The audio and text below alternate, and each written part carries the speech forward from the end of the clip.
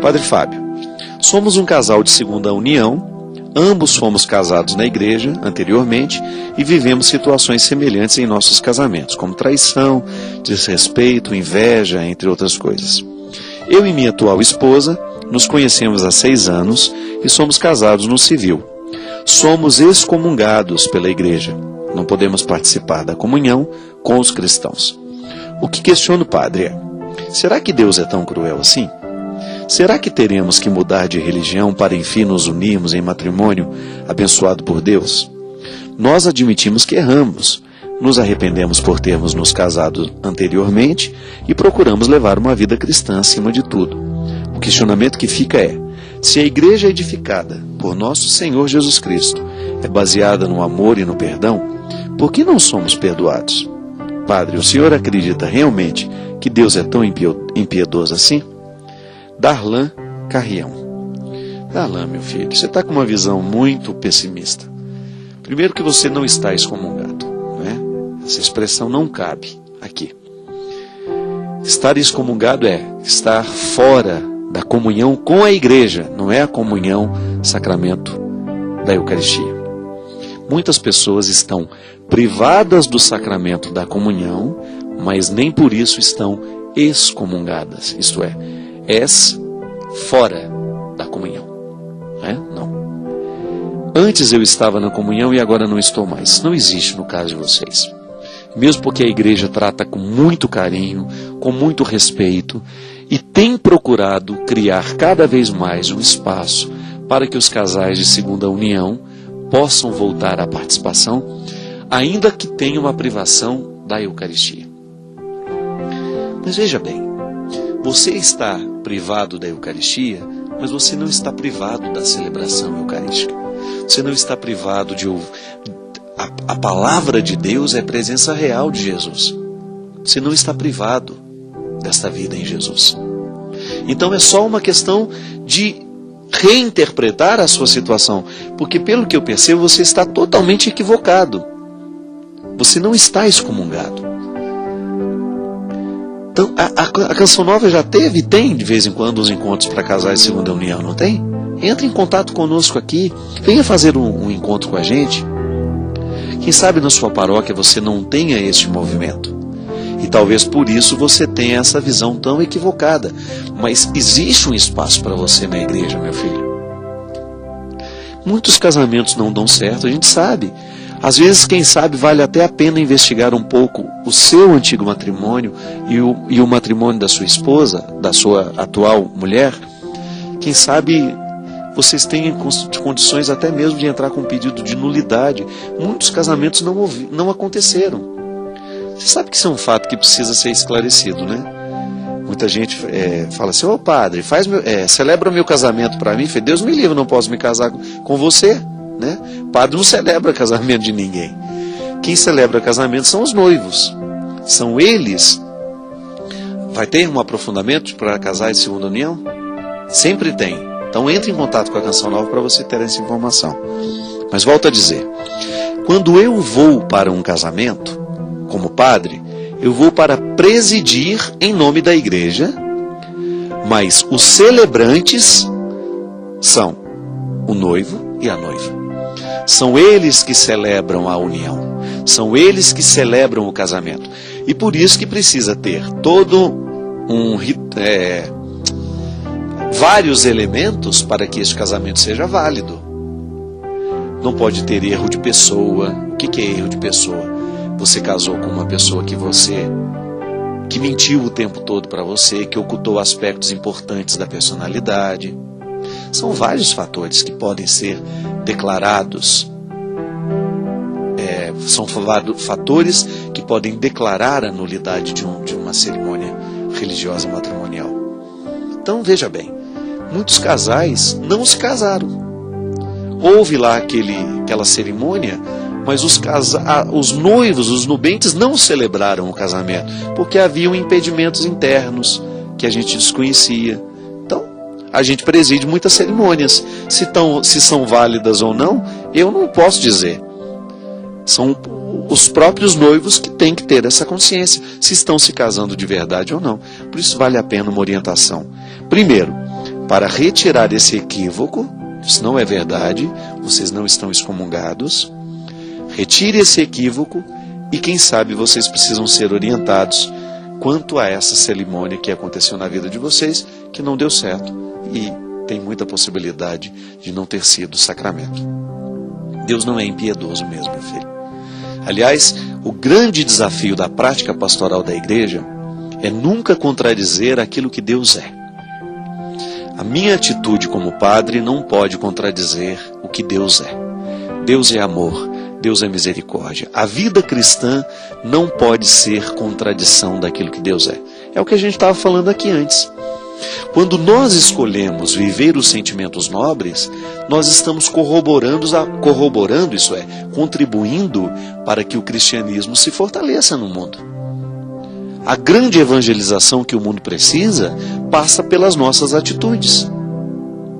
Não é assim? Viver a atitude cristã é contar ao mundo que Deus é bom. A minha vida não pode ser contraditória com a vida de Jesus. Então eu olho para as escolhas de Jesus, o que Jesus acreditava a respeito das situações, como Jesus tratava as pessoas, e definitivamente não há nenhuma impiedade em Jesus, nem tampouco naquele Deus que Jesus revela. Jesus é a hermenêutica do Pai, isto é, a interpretação mais apurada. Lembra que na semana passada a gente falava do Antigo e o Novo Testamento? O Novo Testamento é a interpretação do processo judeu que tem o seu ponto alto em Jesus. Então, quando a gente olha para Jesus e nós descobrimos a sua palavra, os seus evangelhos, as suas atitudes, nós estamos então tendo uma compreensão mais apurada de quem é Deus. Jesus veio nos dar esse recado. Ele veio nos contar quem é Deus, como é que funciona o coração do Pai, como é que ama esse coração de Deus e como é que nós podemos corresponder a esse amor. E aí então entra toda a dinâmica da vida cristã, que é a dinâmica da restauração cotidiana, da vida que precisa ser renovada o tempo todo. Como que a gente renova a vida cristã? Renovando o nosso compromisso com a vida, com o amor, com a paz, com as coisas boas, não é?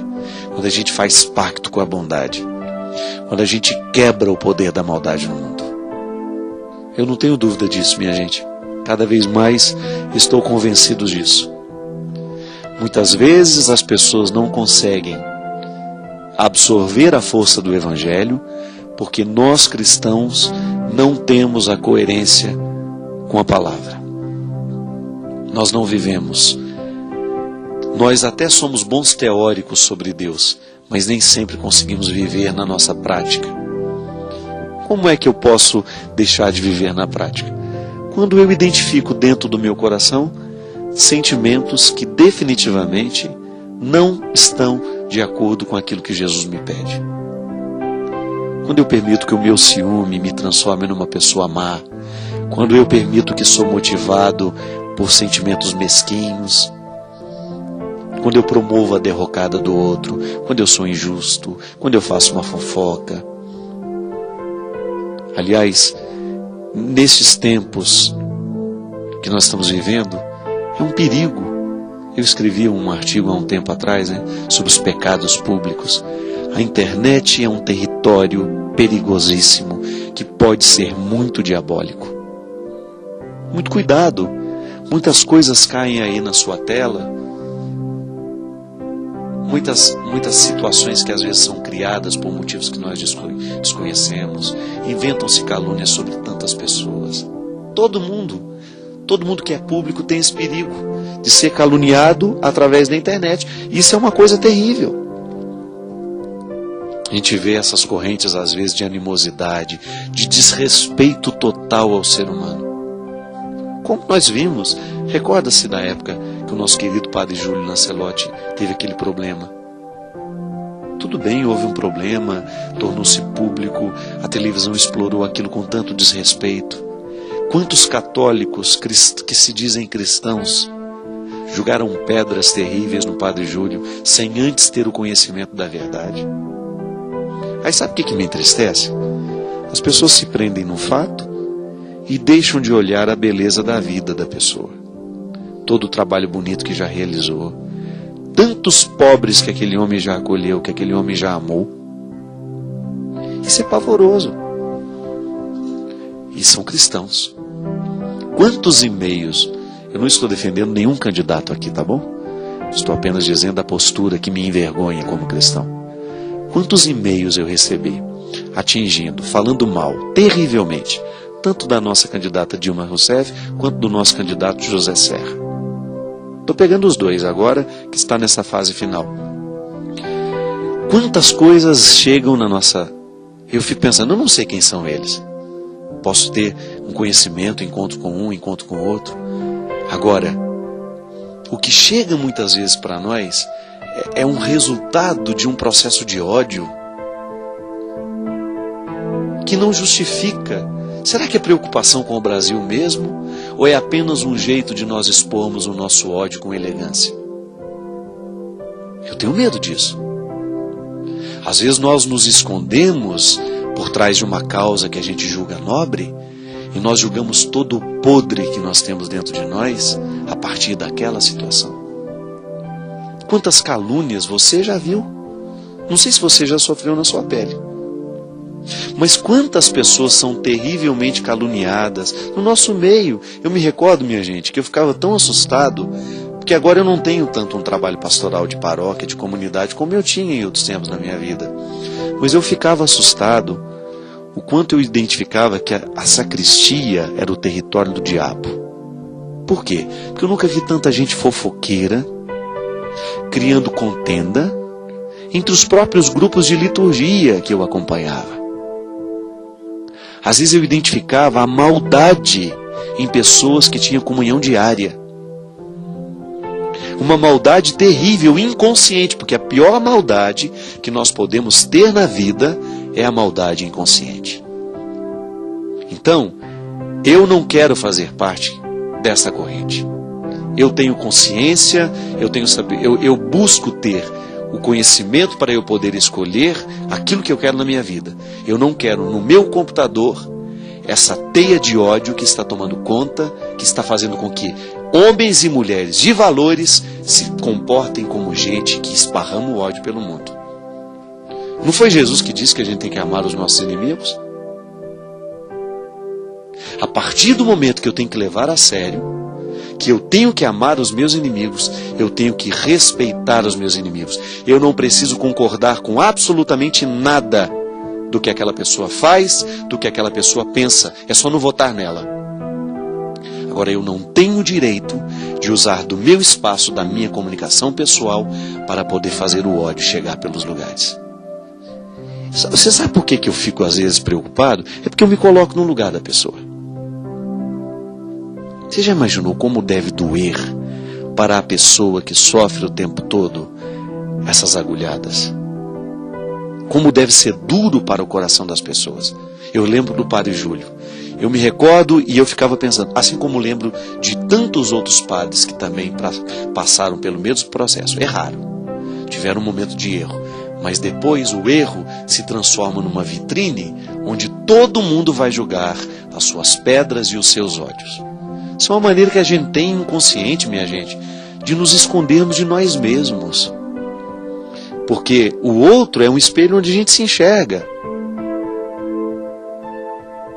Eu tenho que viver o meu cuidado pessoal para ser a favor da vida, para não deixar que a vida morra do meu lado, para cuidar de quem está precisando de mim, para eu me comprometer cada vez mais com a justiça social do meu país, com as pessoas que precisam de mim, com as pessoas que estão diretamente ligadas ao meu trabalho, para eu não ser alguém que vive humilhando os outros. Não quero. Você também pensa que você tem o seu espaço, que você é o responsável por diminuir o ódio que está aí ao seu lado. Você não mandar essa corrente de ódio para frente. Por quê? Porque você é cristão. Você pode denunciar, você pode ter todos os seus valores e lutar por eles, mas não agrida. Você não precisa destruir ou atentar contra a verdade pessoal de alguém que você nunca viu.